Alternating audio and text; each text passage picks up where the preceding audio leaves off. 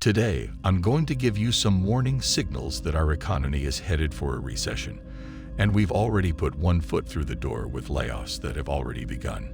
Indicators of an impending recession, such as rising credit card debt and declining stock prices, as well as deteriorating supply chains, are warning investors to prepare for a downturn. Because firms are experiencing slower growth and higher labor expenses, laying off workers is the most usual response of CEOs in these situations.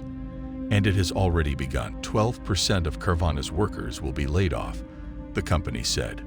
The mortgage market is experiencing a major slowdown, and this is affecting the big banks all the way down to small businesses. The layoffs are being postponed, but many employers are instituting hiring freezes.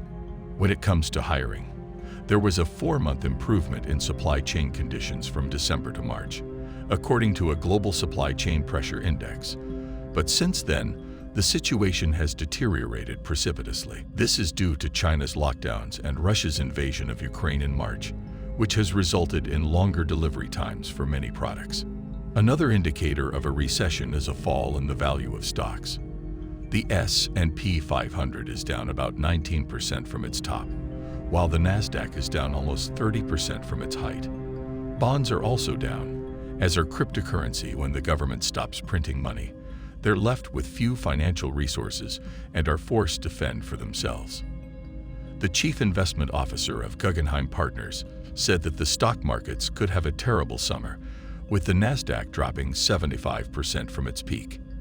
A declining stock market will only increase the financial stress on American consumers, as people will be less willing to spend money if their 401k, retirement accounts, and brokerage accounts all drop in value. Tesla and SpaceX CEO Elon Musk has declared that the United States has already entered a recession and that it will only get worse from here on. In the latest survey from the Conference Board, 133 CEOs from publicly traded companies were asked about their outlook for the economy. Elon Musk predicted that companies would go bankrupt. Goldman Sachs senior chairman said that there was an extremely high risk that the economy would go into an economic downturn. And Wells Fargo's CEO said that it would be difficult to avoid a recession. Moreover, 60% of CEOs believe the economy will deteriorate in the next 6 months, while only 19 CEOs believe that the economy will improve. The head economist of the Conference Board predicted a dismal economic outlook. A reading below 50 denotes a pessimistic outlook. The economic indicator began the year at 57 and has since dropped to 42, showing a sharp decline. The increased use of credit cards as a means of financing purchases is another evidence that the economy is in a downturn. There has been an increase in credit card debt. Credit card debt in the first quarter of 2021 was at $770 billion, according to the Federal Reserve's quarterly reports on household debt and credits. It has since risen to $841 billion, and it's going to be a disaster if Americans can't keep up with their monthly payments. A Wells Fargo CEO warned that rising food and gas prices will put a pressure on American families and make it more difficult for them to pay their bills.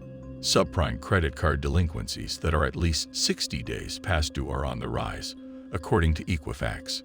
Inflation and interest rates have now climbed for 8 consecutive months, putting Americans who owe money on credit cards at risk of a double whammy: higher prices and higher interest rates. Economic indicators are a signal that the economy is headed for a downturn. In the first quarter of this year, the most widely accepted definition of a recession was 2 consecutive quarters of GDP decline. We are officially in a recession now if the GDP report for this quarter, which covers April to June, is negative.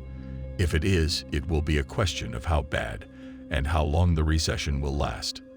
Another economic indicator is the yield curve, which is the difference between 2-year and 10-year interest rates on U.S. Treasury bonds.